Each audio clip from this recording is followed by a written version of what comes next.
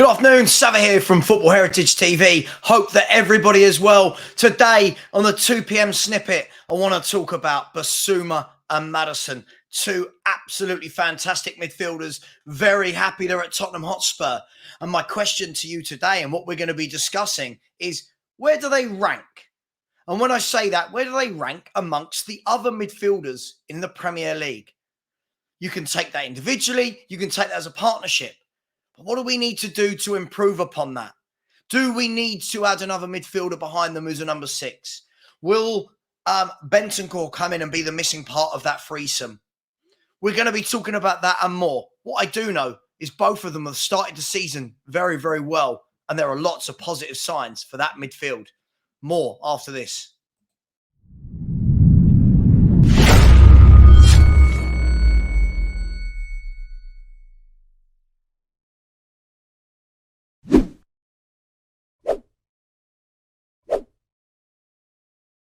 Yes, good afternoon. Welcome to the 2pm snippet with me, Sava, from Football Heritage TV. Let's talk James Maddison and Bissouma. One is a new player this window. Let's be brutally honest, though. Don't both of them feel like new players? Doesn't it feel like this is the first time we're seeing Bissouma properly? Now, Spurs play a midfield three. They play a midfield three in an Ange Postecoglou pressing attacking system. At the moment, I think two of those three components look brilliant. You got Bissouma, call him a 6, call him an 8, whatever. That box-to-box midfielder that drives forward with the ball. Wonderful work rate, good tackling, good footwork, drives forward, gets the ball into the forward area players, and isn't afraid to receive the ball in tight situations. You've then got James Maddison as the second part of that trio. Wonderful, technically gifted footballer who pops up in the number 10, just to the right of the box, just to the left of the box, right foot, left foot, always looking for a little Cruyff turn or a drag back, trying to give himself that little bit of space to either lay someone in or have a shot or whip in across. We've been crying out for that for years, and he was brilliant. Two assists in his first game. One slightly fortunate, you might say, but he had to put in the work to get in that position anyway. Now, here is the question. What about the third player? Before we talk about where they rank and comparing them to other midfielders in the Premier League, who's that third player going to be? Now, in the morning show, the morning rant with Sava, we had a conversation about Bentancur. Now, obviously, Bentancur is the obvious choice. Bentancur is the guy that's going to go into that midfield should we not buy anybody else. So let's play the hypothetical game that we don't buy anyone else. Bentancur goes back into that midfield. Of course he does, in that three. Questions. Who's the 6? Who's the 8? Do we play a traditional 6 and a traditional 8? So the options you've got, you can either have Bentancur sitting at the base of that midfield, like a Rodri type character, being the 6, sitting there, not being as venturous going forward, but dictating play from the back, almost like a deep lying playmaker, the kind of quarterback type position on a football pitch. That allows Bissouma into the number 8 to be the box-to-box, to be the conduit between the number 6 and the number 10, to be the all-action guy that gets everywhere on the pitch. And we know he's got that engine and that ability to do it. Equally, you could do it the other way round. Bissouma could be your archetypal number 6. With Bentancur more of your number 8, getting on the ball and trying to dictate things from higher up before it gets to Maddison. I prefer the first way round in terms of Bentancur being that number 6. Now, this is all the hypotheticals if we don't sign anyone. Bentancur being the 6, Bissouma is the 8. And then Maddison, we know in both those scenarios, Maddison is that number 10. Let's be brutally honest. Maddison's not your 8. Maddison's not your 6. Maddison's your number 10. He's the maverick. He's the one that's going to get on the ball and make things happen. Now, the other scenario is that we don't buy another midfielder, but it isn't Bentancur that goes back in there. Now, I don't think this will happen, but you've got Sarr that people keep telling me he's going to be great, and I like what I see from him. But is this going to be the third manager in a row? Is this going to be the third manager that in 3 seasons doesn't give Sarr regular football? There's no European games, so that's going to limit it as well. Is Sarr an 8? Is he a 6? What's his best position? No doubt the boy's got talent. Of course he's got talent. But for that talent to be realised, is he going to get enough game time? Does he go out on loan? So all of these questions that can be asked with the midfield. Then you've got Oliver Skipp. What happens with Skippy? Now, is there enough time? Is there enough games for all of these players to get game time? Now, let's be brutally honest about this. With no European football, how do you get the minutes into Skipp, into Højbjerg, into Sarr, into Bentancur, Maddison, Bissouma? You've got Lo Celso and Ndombele. Do they come into this scenario in the midfield area? I think it will be Bentancur.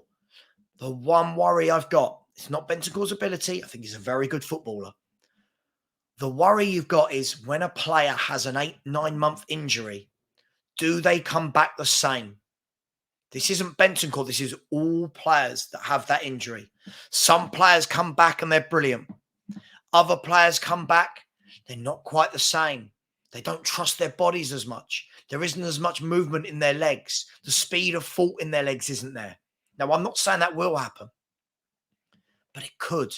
And it's something that we've got to be wary of. And he's going to need a lot of time and rehabilitation to get back into that team. So that begs the question then, do we buy another midfielder? Does Højbjerg go and Ndombele go and you buy another midfielder? More of the, as I said, more of your traditional number 6 that sits in there.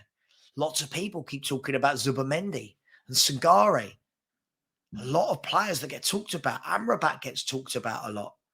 Can Man U afford him? Would he come to Spurs? Now, that would be the dream, wouldn't it? Amrabat 6, Bissouma 8, Maddison 10. So there's lots of options. I'm not saying that anyone is right. I'm not saying that any one of those options is wrong. I'm just asking you, what is the best option in there? Let me know. What is the best option? Now, let me ask you this question. Where does this midfield rank in the Premier League? Let's say it's Bissouma, Bentancur and Maddison. Let's go with those 3 for the moment until we know what's definitely happening. What happens? Where do they rank? You've got Chelsea, Lavia, Caicedo, Enzo Fernandez. On paper, looks a really great 3. You've got Liverpool with Szoboszlai, McAllister. Man United, Casemiro, Eriksen, Bruno, Mount. You've got Man City with Rodri, Kovacic, De Bruyne. Foden will go in there as well. Possibly Paqueta if they get Paqueta. Arsenal with Odegaard, Rice and Partey. Very strong midfield 3. So where does our midfield 3 stack up? Tonali, Guimaraes and Joe Linton. A very powerful midfield 3 that's got a lot of energy, a lot of legs and a lot of skill. So I'm asking you, I'm not going to give an answer. Where does that 3 rank for you? If it was Bentancur, Maddison and Bissouma. Low-key, has that area of the pitch been built really well? Now, obviously, we won't be able to know until we see Bentancur back. But let's be fair, it looks promising. It does look an exciting midfield.